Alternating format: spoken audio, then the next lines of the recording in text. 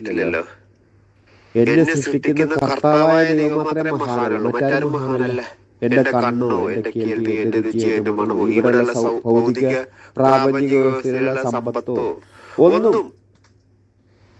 ഒന്നിനും മഹിമയില്ല. എന്റെ കണ്ണിനെ ഉണ്ടാക്കുന്ന കാഴ്ചയെ സൃഷ്ടിക്കുന്ന കർത്താവായ ദൈവം മാത്രമേ മഹാനുള്ളൂ, മറ്റൊരുത്തരും മഹാനല്ല. മുഹമ്മദ് നബി മഹാനല്ല.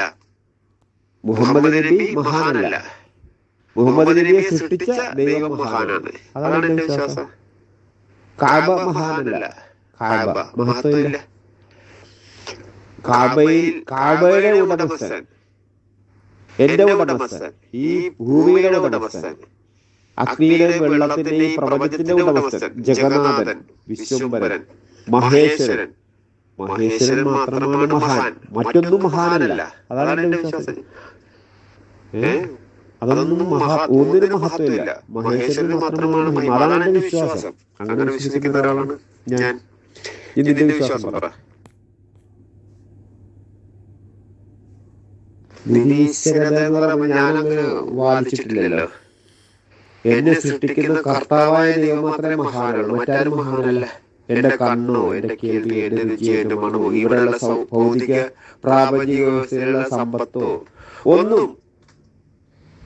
ഒന്നിനും മഹിമയില്ല. എന്റെ കണ്ണിനെ ഉണ്ടാക്കുന്ന കാഴ്ചയെ സൃഷ്ടിക്കുന്ന കർത്താവായ ദൈവം മാത്രമേ മഹാനുള്ളൂ, മറ്റൊരുത്തരും മഹാനല്ല. മുഹമ്മദ് നബി മഹാനല്ല. മുഹമ്മദ് നബിയെ സൃഷ്ടിച്ച ദൈവം മഹാനാണ്. അതാണ് എന്റെ വിശ്വാസം. അത് നിങ്ങളുടെ ഉസ്താദ് ശരിയല്ല. നിങ്ങളുടെ ഉസ്താദ് പഠിപ്പിച്ചതേ പറയുള്ളൂ. നിങ്ങൾ ഇസ്ലാം മതക്കാരല്ലേ? ഇസ്ലാം മതക്കാരങ്ങനെ ഒരു ക്രിസ്ത്യാനി പറയില്ല, അങ്ങനെ ഒരു ക്രിസ്ത്യ മതക്കാരൻ അങ്ങനെ പറയില്ല, ഒരു ഹിന്ദു മതക്കാരൻ ഇങ്ങനെ പറയില്ല, പ്രയോഗിക്കില്ല, ഇതുവരെ പ്രയോഗിച്ചിട്ടില്ല. ഒരു നിരീശ്വരവാദി അങ്ങനെ പറയില്ല, ഒരു ആരും പറയില്ല, ഒരു കമ്മ്യൂണിസ്റ്റുകാരൻ പറയില്ല, ഇങ്ങനെ പറയില്ല. ഇത് ഇസ്ലാം മതക്കാരാണ്.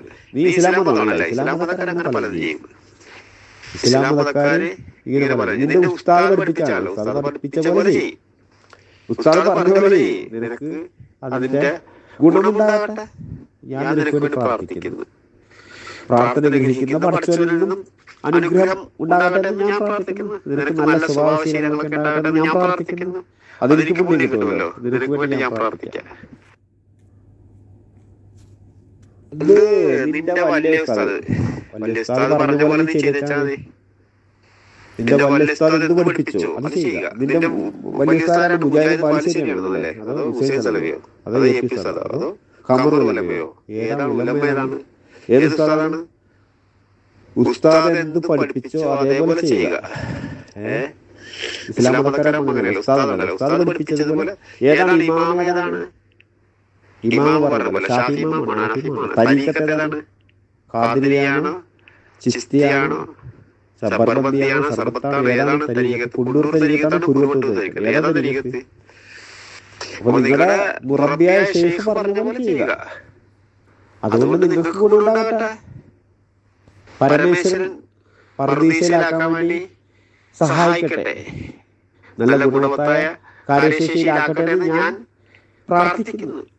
എന്നെയും താങ്കളെയും സർവരെയും അങ്ങനെ ആക്കട്ടെ എന്ന് ഞാൻ പ്രാർത്ഥിക്കുന്നു. പ്രാർത്ഥന ഗ്രഹിക്കുന്ന പരമേശ്വരനാണ് ഞാൻ പ്രാർത്ഥിക്കുന്നത്. നിങ്ങളുടെ വലിയ ഉസ്താദ് പറഞ്ഞ പോലെ, നിങ്ങളുടെ തരീഖത്തിലെ മുറബിയായ ശൈഖ്, നിങ്ങളുടെ ഇമാമ പഠിപ്പിച്ച പോലെ, ഏത് ഇമാമാണ് നിങ്ങളുടെ? നിങ്ങളുടെ ശൈഖ് പറഞ്ഞ പോലെ നിങ്ങൾ ചെയ്യുക.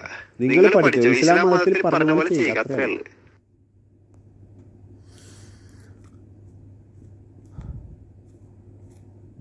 Bye.